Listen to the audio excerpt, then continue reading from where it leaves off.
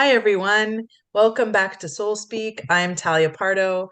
I'm an editor. I'm a life coach. I'm the founder of the Wisdom Well, which is a support group of feminine wisdom and feminine connection. And I'm also the host of Soul Speak.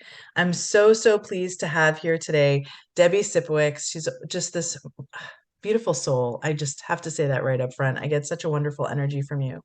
Debbie is an experienced messaging strategist and done-for-you copywriter.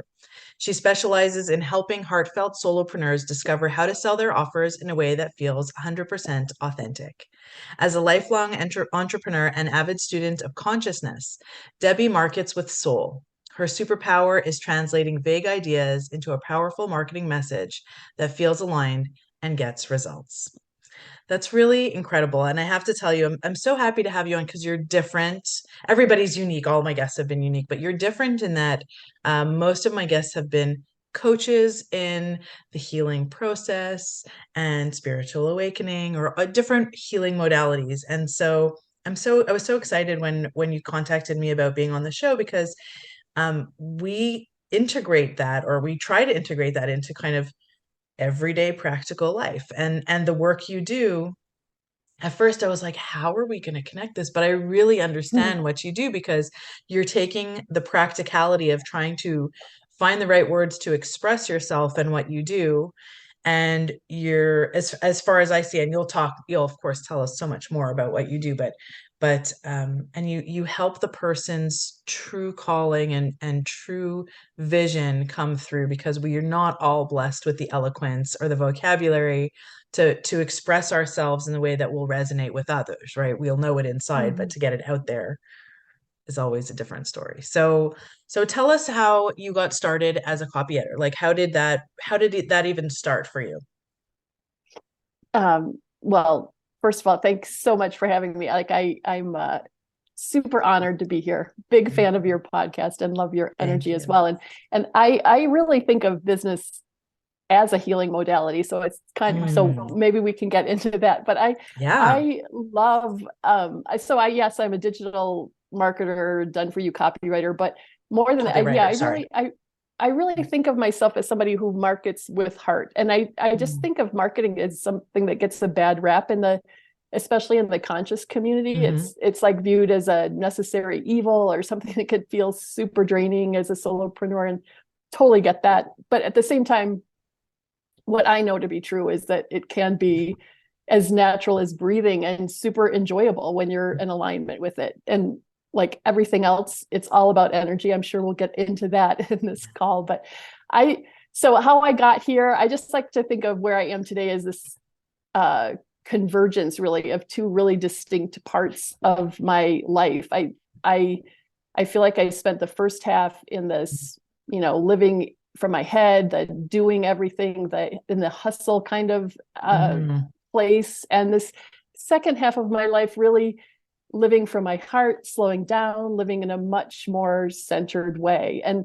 as a young person, I was like this classic overachiever, doing all the things in business life, all of it. But it really culminated when I was 26, because two colleagues and myself decided to start a Silicon Valley startup company. And so the three of us grew this company from just three of us to a 65-person company in just Wow. over 6 years. So yeah, that means by the time I was 32, I was co-running a fairly large company. And Sure.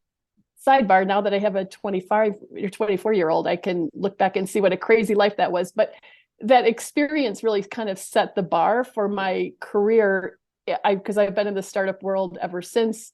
It's where I learned so much about all things required to start a business. And not besides the skill set, it was really just getting comfortable making it up as you go along, getting comfortable being uncomfortable.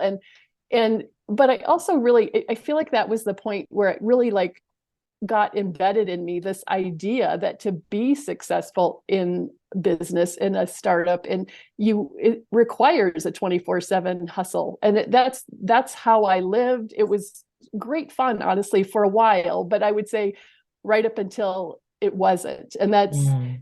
that kind of middle point in my journey where it all came 6-7 years in, where it all came crashing down. Like I had, my relationship was failing. I had a major health crisis. And at that point, I like had no choice but to do something differently, because I couldn't keep up that frenetic pace. And honestly, life as I knew it had changed. And I was like forced into some deep Mm. introspection, and really the turning point for me in so many ways. But for like so many of us who use our traumas as a path to healing, as a path to spirituality, and a path to starting a conscious business, that's what Mm. I did as well. And that's why I consider the second half of my life really a journey into my heart, because I started to see the world so differently. There was more slowing down. There was more about enjoying the journey. It was more about doing it my way. And the first solo business I ever started was a health coaching business, because at that point I couldn't like imagine anything more fulfilling than taking what I had learned on my healing journey and helping somebody else get through it easier. But of course, as any of us in this solo world know, there's a whole lot more to becoming an entrepreneur than Yes. meets the eye. It's not Oh, just the yes. content. It's not just knowing your stuff or being the expert. It's you've got to know how to get your work out there so that others can find you in order to make the impact you want to make. And so it wasn't long before I kind of gravitated back into marketing, because it's what I loved. It's where my skill set was. And more than that, I could really see that there was this huge gap in the marketplace among the conscious community, because Mm. marketing was still being taught in that kind of hustle way. And I felt like I was meeting all these extraordinary women who were fabulous healers, coaches, but they didn't have the marketing know-how in the online space needed to create and sell offers. And they also had a major aversion to hustle mentality and the standard bro marketing kind of Mm. tactics. So that's what I did. I just started coaching or started teaching or marketing with healers and coaches focused in a much more aligned, heart-centered way. And it just kind of grew from there. So long story, but that's basically why I feel like I have these two really important parts. I know I just like the practical skills and the spiritual side of it. And you really came through it the hard way, but I question myself because everyone I speak to, right, and myself included, we go through in our own way the different trials that lead us to our awakenings. And I really question if it's even possible to have a spiritual awakening without some massive trauma or breakdown, something that trips Totally. us, and like the tower card and tower, it's just that knocks us Mm-hmm. down completely and forces us to see things differently. I don't know that I've spoken to anyone who actually has had a different experience, that has had the Yeah. easy, Mm-hmm. the easy, smooth way. But do you think that that hustle, that approach, it comes from, I was thinking about this as you were speaking, like our parents' generation, life was seen, at least how it's kind of been portrayed, in that there was the one income household most of the time, right? Where you had the same job for 30 or 40 years, went to work, came home, mother was home taking care of things. And it slowly, like almost like a frog in boiling water, slowly started to change, where it took more work to get by, more work to support a family, more work to build what you needed, until it became the norm, and this is just what it takes. Whereas before, it didn't necessarily take that. And I'm not trying to, whitewash or glorify any of the difficulties of previous decades, because there definitely were for many people, but just that image that we have. And I think that we've come to a place that's very masculine energy of go, go, go. And I think when we have that energy when we're young, because we all have, those high, we can do it, and we want to, and we have to, and we Mm-hmm. have no concept of what impact that's going to have on us later. So, and that's what brings most of us, and women in particular, to that crash, because our bodies physically can't go on at that level, right? Especially like, it makes me wonder, do men have the same kinds of crashes, because we're the ones, like, our bodies take the trauma of having children, raising children, managing all of that and the work. Our hormones are much more are much more vulnerable to that kind of um, damage, I guess, or collapse. And then we just collapse. So yeah. It's almost like the rites of initiation for a spiritual awakening. But I wonder if we're not witnessing, and I think we are, a huge um, paradigm shift in just around how to approach work in general. And it seems like you were maybe um, privy to a personal, insight on your own, and on your own life, on how that changed. Because some people who have those collapses or spiritual awakening don't necessarily clue into the mind heart shift. Like, they understand physically they might need to slow down, but not engage the heart with it. Yeah, I don't know. I think it's a super interesting question, that or that idea of, do you have to have, the equivalent of a dark night of the soul in order to awaken? I don't know. I mean, probably different degrees of it, but looking back, even though for me, it was an experience with cancer, and I had two babies at the time, and I just felt like I honestly didn't have time to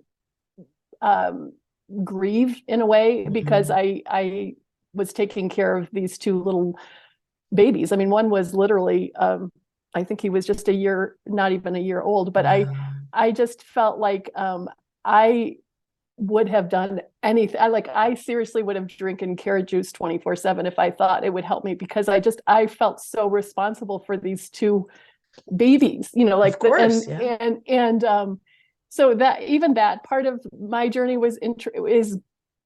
interesting to me looking back, because I feel like it's that mama bear energy that kicked in, and now they're grown, they're both in their 20s, but I felt like that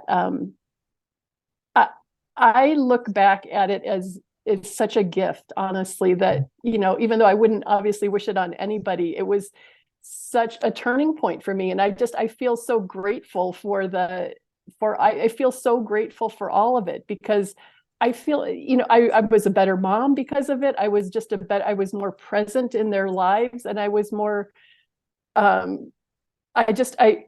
things are so much more intentional for me. And, you all the cliche things about life is short and all that, true. And yet I really, you face something major and you see it in a different way. So anyway, all that to say, I think I don't, it's hard for me to imagine going through it without coming out with some deeper wisdom, or grasping to some kind of spirituality or consciousness, because you have, there's so many questions that go through your head, why this, why me, why now, why, but when you see that, when you can make this shift to the understanding that I know you share, is like that life is not, it's not happening to us, it's happening for us. And it's just such your whole life just becomes brighter, I think, in that way of looking at it. So yeah, and I think that's what, not in any way to denigrate anyone else, but that's the way that kind of differentiates those of us who go through those things and can make good out of it, right? The universe is happening for us. The question is, are we going to see it? Right. And some of us don't. There are people who go through life and never see it at all, and their minds stay closed. And then there are people, and hopefully more and more, who can see even something awful and so difficult to experience and hopefully and live through, God willing, is something to lift them up and something to help them change their lives for the better. So when you're working with your clients, how do you help draw out that heart-led message from them? Like, what's your way of getting their message out and hearing what their soul is really trying to say and being able to present it?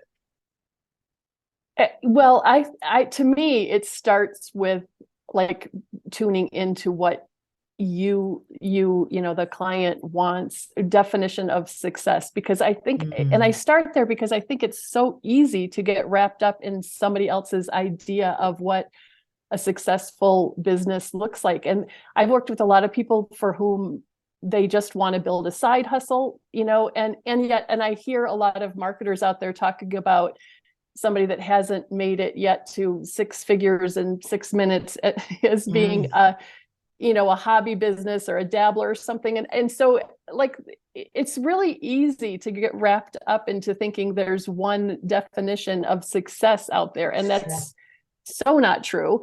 So, because to me, it's all about being in alignment. And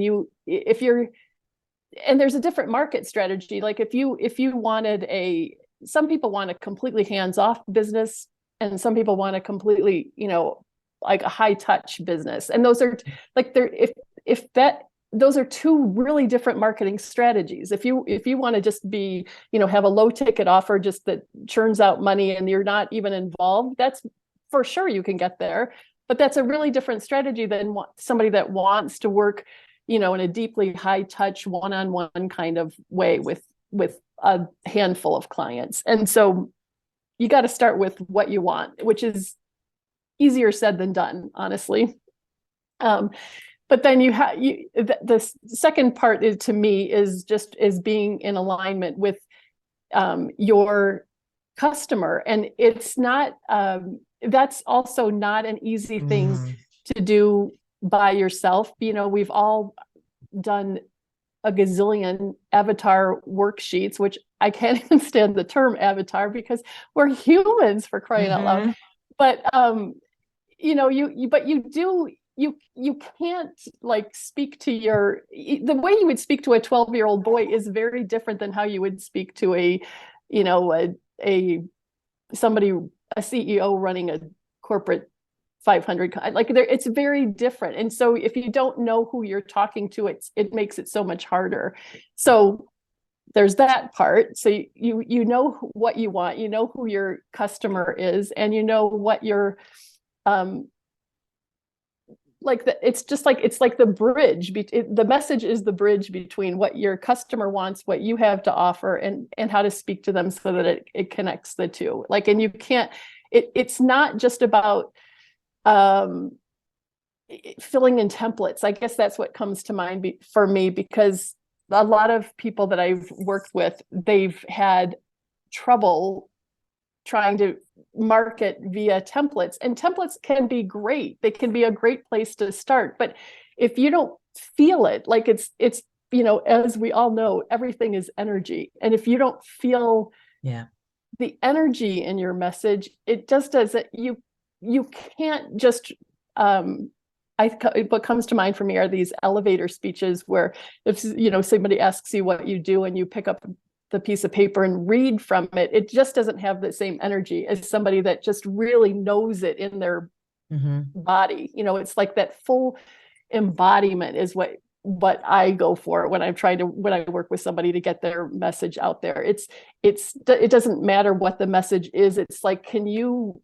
be so crazy excited about sharing it that people want to listen, So I don't know if that answered your question, but it absolutely does, because well, first of all, what I was going to say is it's you're coaching people too, because very often people don't know what they want, right? They can say one thing, but really it doesn't. And I remember, when I was a librarian, that was like the big thing they taught us, was like the reference question, because somebody could come in asking you for one thing. It's really not what they're looking for.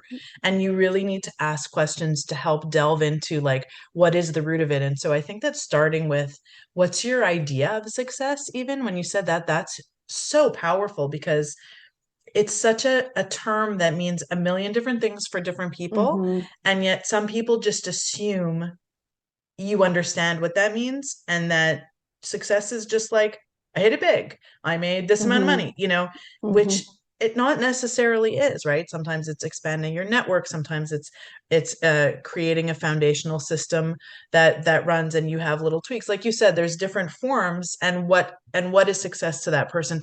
So it makes sense that that's where you start with when you're working with them. And then you need to almost, when you were saying about templates, I've had those templates like, what is your ideal client? I have no idea. You know what I when like when I'm faced with the template, hmm it's too hmm blunt of a question that doesn't Yes. really allow you to really make those connections and really be able to visualize and feel who are the people you want to reach, right? So what you're doing is you're helping to like guide and shepherd these people to finding what they really truly desire, if even if they can't verbalize it immediately. How many Yeah. clients do you get that come and say, this is what I want and this is how I want it, and uh, Yeah. and it's Zero. like that from start to finish. hmm I don't know, but I'm guessing that maybe it's not the majority of your No, clients that it's are that's that it's decisive. zero. And Yeah. the thing is, it's totally legit Yeah. because it's really hard to do in your head. Mhm. You're a writer, right? But if you're like making up a character, like there's a lot of nuance to it. It's like you don't just talk about what they're wearing, but you have to talk about what they're feeling, what they're thinking, what their emotions. Like it's all of it, and it's very hard to do from what I think of as a headspace, which is filling out a worksheet on an air quote avatar worksheet. That's a very different experience than sitting one-on-one with somebody, brainstorm, like, and just really molding this person that you want to call in, because it is just a calling in at the end of the day. But yeah, I just like that's why I mean my programs are always co-creations, because Mhm. I was a co-founder twice before I started my own business, and I love that position of being a co-founder, because it's like we've got one goal. We're all Yeah. in our own little genius zones doing what, in the startup world anyway, you do whatever you can to make it happen. You don't wait for somebody to give you instructions. It's just like, okay, Mhm. let's just all do our part and see what we can to make this thing come true. And it's so ingrained in me, that kind of back and forth, let's figure this out together, I'll roll up my sleeves and help you, that's just really the fun part for Mhm. me. That's why I do, my programs are all very, very co-creative. It's very much, we're going to do this until it's done.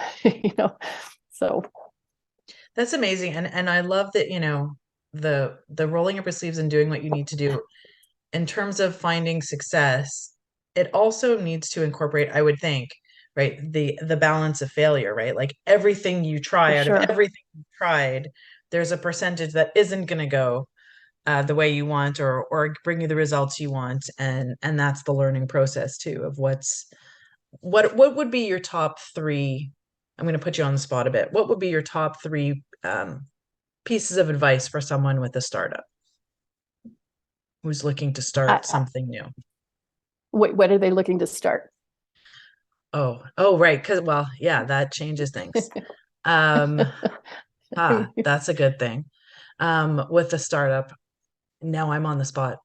I'm an accounting Well, no, business, no, like, because it matters, because it's the same yeah. question as the Mm, success. Like, am I starting a side hustle where I just want to make a few bucks? Am I starting something that is that I'm like can envision becoming a multi-million-dollar company that I can sell someday? Am I envisioning, mm, making like a impact in my local community? Like it so oh, matters, because if you said no, I just like come hell or high water, I just want to make $1 million, like you can for sure do that. You can find something you're interested in doing that, but mm, you may, like there's, the whole digital marketing strategy is very different. So it's just why I always start there, and the other thing that happens if you don't have that defined is, like, say you want to start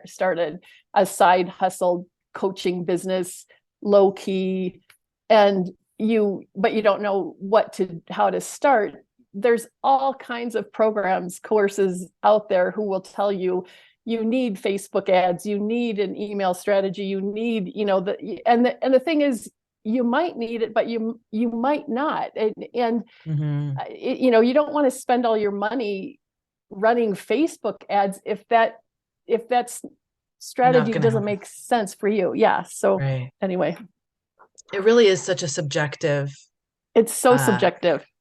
yeah, Yeah, that's where I can see it really needs to be heart led, because it it really definitely needs to needs be to heart led. speak to your heart. And I mean, in my own experience, understand completely, if your heart even isn't into what you're offering or how you're creating it, it is not going to resonate with anybody else, because that energy is going to be felt where you're not fully into it, and there's a disconnect from your own energy and your own passion about it, that people pick up on it.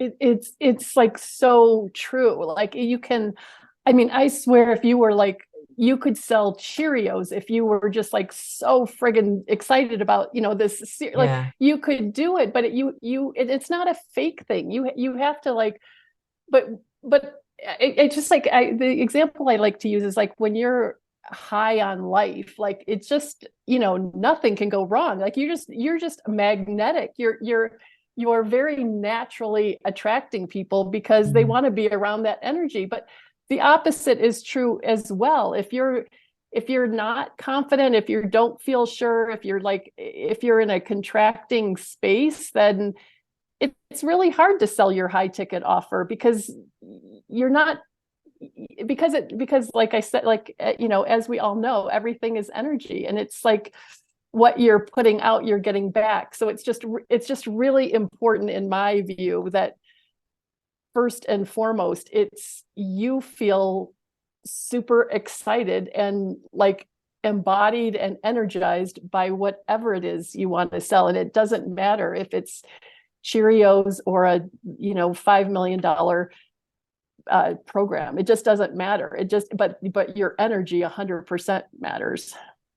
And do you think that this is a new paradigm? Like, we've kind of asked you that before, but it seems like it's just such a new way to be an entrepreneur from the way I remember growing up. I don't know, 30, 40 years ago, like nobody seemed necessarily overexcited about anything except for the TV commercials, which were like hyper excited, but there Mm-hmm. wasn't real passion in there. There was like a lot of avarice, right? We want your money, and you could feel that, but there wasn't really like genuine, heartfelt soul joy around things. And so that shift, which is new to me too, just experiencing it from this side of having to, be a new Mm-hmm. entrepreneur. I don't know. I don't even know what my question is. It's this reflection on the change that we see permeating society and impacting entrepreneurship as well. Like people are Yeah, for sure there you it, know, like, it, it absolutely is changing. Like it's not, and it's not like the practical skills don't matter, because they 100% do. yeah. But it's also like the example that comes to mind for me is that are those um because commercials in the past, I think of, you probably are too young to remember, but they have like I think of these cat commercials, the chow chow chow commercials. They were so I ridiculous. remember These those. these little jingle, Oh like yeah, no, I remember that. It was all about the jingle. it was Everything all was about about the the jingle. jingle. Yeah. But if you fast forward to recently, where we've seen like those Dove commercials, or something where it's so powerful from a heartfelt place, Yeah. where it's just a shift. Because I mean, not that people wouldn't still buy the old commercials, but you got to work a little harder. It's a saturated Yeah. market. Mm. There's got to be meaning behind what you do. There doesn't have to be. I mean, I'm not saying that's the only way to do it. I'm just saying for the conscious community, it's what people are looking for. They want to be Yeah. connected with your heart. They don't want to just buy another program, or at least that's my belief. Yeah, no, I agree with that. Anything that I've done has always resonated with, it's because I've resonated with the person. And then I'm Exactly. much more inclined to be open even to learning new things because of the person that Exactly. I've worked with. Yeah, Exactly. that's the new paradigm around everything and in life. We talk a lot about how even like our social circles, as we were saying before, right? Like people's friendship connections and family connections are shifting, and the understandings that we used to have around what things should be really are changing, where it's okay for you to disconnect from someone, because you're not aligned anymore, and it's not because there was one fight, right? it's Hmm. it's it's becoming more about that energy resonance that you have with the person, and the grace to know that this is this is not, doesn't work for me anymore, or this is done, and appreciate it for what it was and move forward.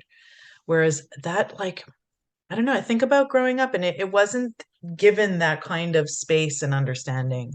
It was important to have friends, and maybe that's, Hmm. important to have your circle of friends, and always is, but connections were based a little differently somehow, I think. Or Yeah. maybe we've just changed enough to see it. Yeah, no, I think it's Yeah. you can definitely feel the collective consciousness shifting, and that Yeah. that is what happens for sure. I mean, everything Mm. everything shifts, and when you can see the big trends, it's kind of amazing that we have that much power. But yeah, for sure, when you think of the 1950s or something, it's a very different experience than everybody having. I mean, because we can become more specialized, I want to say. Like, I think of my 21-year-old sitting on his computer. We could literally, all four of us, be sitting in the same room, all in our own little worlds, which is very, very different, obviously, than just sitting in the same room all watching one movie together, which, we still do. But Yeah, that bothers me yeah, too when that happens with my family, and I'm usually the I one know. who'll be like, "Okay, we're all done. Everybody's closing the screens, and we're Exactly. all going to sit and stare at each other because we're not doing this. Like, I'm not allowing this." And yet we fall into it, and Uh-huh. um, there's something to be said for having and expanding our connections outside of our physical space, right? And For creating sure. these connections with people we might not never have otherwise met. But Hmm. at the same time, it's balancing those connections that we have at home and not letting them fall away too, right? And being Yeah. so mindful of the family unit. Yeah, Yeah. definitely. Yeah. And Balance and it act. it feels like, so when you said trends, like that resonated because um we could easily say, like, well, it's kind of a natural factor of getting older and different life stages, where we were more selective or more definitive over the kinds of friendships we want and the kinds of connections we have. But because I see it as a growing trend, that's what makes me feel like it's much bigger than just us and maybe what age we are or the life stage. It feels Totally. like more of a mass consciousness growing.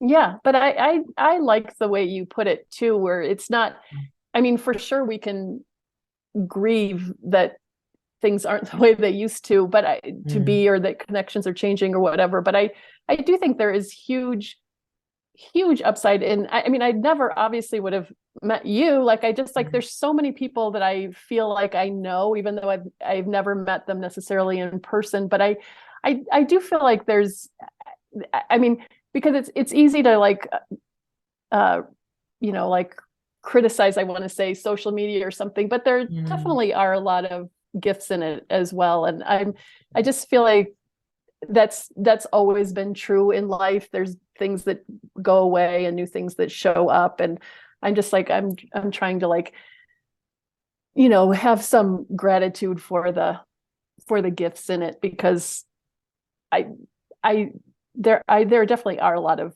gifts in being connected with people online, even though I definitely, like you, miss the personal one-on-one time too. Yeah, I mean, and it's about, I think, recognizing, I like how you said that, was it's there's no black and white. There's very little black and Mm-hmm. white about things in life. There's good and bad in everything. And so to completely demonize and, say it's 1,000,000% bad and we should avoid it entirely, it's no. We can go in knowing the risks, or Yeah. the trends to like sliding. Yes, be aware, have an awareness, and yet make sure that the good points are what the benefit, like, we experience the benefits out of it instead of Totally. sliding into the negative, and that's for everything in life. It's very hard to, I really try to teach my kids that too, that, let's For try to sure. see the good in what happened, or even if this is good, just kind of like not to just pay attention to this little part here, and be Uh-huh. wary, and don't let it ruin the benefit, like the enjoyment of it, but just keep an eye out on that. So It's a true. two-way thing. And that balance and that duality, I think, is what's so important to recognize. And it's so, especially today, in so many different worlds. And I don't even want us to get into politics, but in the sense of like everything is becoming polarized. Like everything is Totally. either good or bad. If you think this, it's good. If you think that, Yeah. it's bad. And there's no in between. There's no gray area. There's no room for discussion. And Hmm. and that is what is, I find, very hard. That's It what's hard for me. it's hard, but I think it is also the I mean, if you look at it from a metaphysical perspective, that's the challenge. Like, can you Mm, let go of the good or bad labels, meaning, the meaning around anything, and mm, just um, be with it? And it's yeah. super, like a Course in Miracles. Did you ever study the Course in Miracles? No, it's on my list of things to do one day, but yes, I've heard of it, but never Yeah. experienced it. No. Well, it's very intense program, but the lesson number one is that nothing in this world means anything, or that's Mm, paraphrasing it, but it's a super interesting way of looking at things, because you look at, picture of my kid or my dog or my house, like it's all very meaningful, but it's only meaningful because I've put the meaning on it. And mm, it's like letting right. go of the meaning of things changes everything, but it's a practice for sure. So That feels that's why I think it's so showing up in our lives in such a strong way right now, because that's my belief system. That's the way what we're here to learn. that really I really that really speaks to me. Just even in my, I mean, I know that like there are sometimes I'll kind of react or to my fiance sometimes she'll be like, you put a lot of meaning into that very simple thing I just said, right? But that comes, I think, from a lot of ego, right? Like For there's a sure. very strong ego drive going on in this world that is definitely, fed by social media and Hmm. consumerism and all of that. But I wonder if it's sometimes, like it's like the last death grip, like the last gasp when I something know. knows it's like it's on its last legs because it's being confronted and because it's being Totally. challenged. It's like grasping and like, no, no, no, I don't want. And so that's sometimes what gives me hope when I think about all of, the state of Totally. things, is that, maybe it's intensifying because Hmm. it knows it's threatened, Oh my and our gosh, I collective love that. ego, right? Like, I Yeah. just, so many of us facing ego and trying to learn to, I don't know if the word is overcome, because I don't know if you can overcome, but if you It's just making it understand. the co-pilot. That's the Yeah. way I see it. Like Yeah. living from your heart is the pilot. Ego's Mm, still there as the co-pilot, yeah, I know. because I you think it you always will be. Yeah, we just have to learn when to like tune it out or understand where those reactions are coming from and know that, oh, that's an egoic reaction. Okay, so Yeah, that for sure. that then the meaning the intensity of the meaning can drift away or be let go of and released. Definitely. Yeah. Yeah, that's incredible. So I can't believe it's brought us like so close to the end of our, and that feels like a really great place to start. So like Hmm. closing up. Although it's a Totally. great place to start closing up, but at the same time feels like, oh, I feel like we need a whole other episode to start delving into that space, I know that's true. right? And we can and we will, that will be wonderful, and like take note of, ego and these last few subjects that we've been talking about. But I want to make sure to first of all, I wanted to make sure to talk about what you do, because I think what you do is so incredible for me, because even as an editor and a librarian and someone who's lived with words for so many years, I still have that translation from inside me to outside me Hmm. struggles, right? And so that's why I appreciate what you do, and that you do it in a space. Your energy is so great. Like I can just imagine that working, co-creating with you must be a wonderful experience, because you must bring person's soul out, that's what it feels Hmm. like to me, that you just bring it and you put it into words that resonate. So it feels like a beautiful kind of magic that you have. So No, thank you. I'm really happy that you shared about that. And so I want to give you a chance. So with each guest that I have, I've created a book list, which actually I'm going to be releasing an updated document of all the guests' book recommendations, because everybody's been recommending incredible titles. So I'd like to ask you if you would tell us your book recommendation for today. Okay, first of all, I seriously cannot wait to get this list because I'm a huge reader. Awesome. We used to own a bookstore, and so reading is just my thing.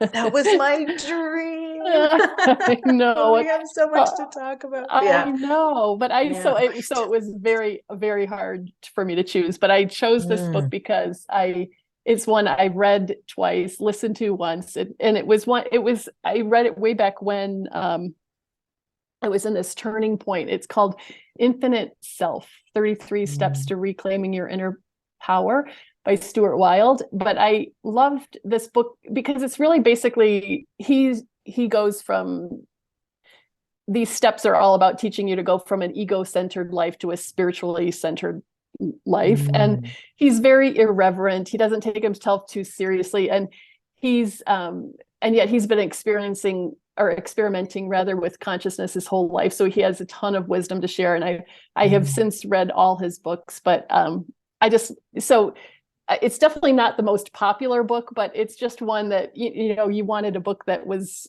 somehow significant in my life. And for sure that was one Yeah. of them. No, I want titles that are significant to our speakers, so that Yeah. our audience who's looking up, maybe might go look up one of the recommendations, right? We'll also get a connection with you or our guests, right? Mm, Of like, this is what spoke to that person, and yeah. I don't necessarily, I mean, some of the books that have been recommended are, global bestsellers that have, been out for 30 years, and some are books that I've never even heard of. And that's great, because there's a wild variety, and it gives the opportunity for the titles that may be less well known to get a little bit more push Yeah. and awareness and visibility. So yeah, no, I appreciate that. And I put a lot of the titles on my list, my own reading list too. So this No, no. one is gonna Yes. go on. Yes, I need the list. Oh yeah, no, I'll be sharing that definitely. Probably I'll probably have it together by January, so I'll be sending it out, Oh, and I will share it perfect. with you. Yeah. Yeah. That's my little way of staying connected also with my It's such own a book great idea. Yeah. love. And yeah, no, it's so much fun. I need the site. So the site that I post the books on is called bookshop.org, and they support independent booksellers. So basically, if you order Hmm. a book through them, they will send the order to an independent bookseller closest to you. Like geographically. And I think that's a wonderful idea. I love it. They're only in the States. So I'm still doing it even though I'm in Canada, because I'm kind of hoping that one day they'll eventually Yeah, yeah. move up north. But in any case, it's still wonderful to support independent booksellers Oh my anywhere. gosh. I Yeah. will say, So yeah, as an independent bookstore owner, former, I so I know will, you'd yeah, appreciate super gratitude. Yes.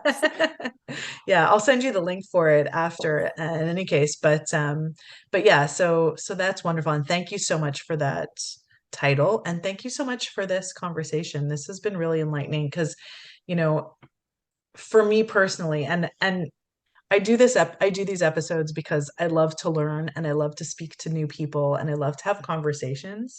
And the perk is that I also benefit from learning, like we share it with the Mhm. audience, but Mhm. for me too. And it's great to hear the insights on an entrepreneurial side about marketing, and how to take, your passion and make it a practical, in terms of creating the business you want, having it speak to customers, and to grow your base, and to increase your network.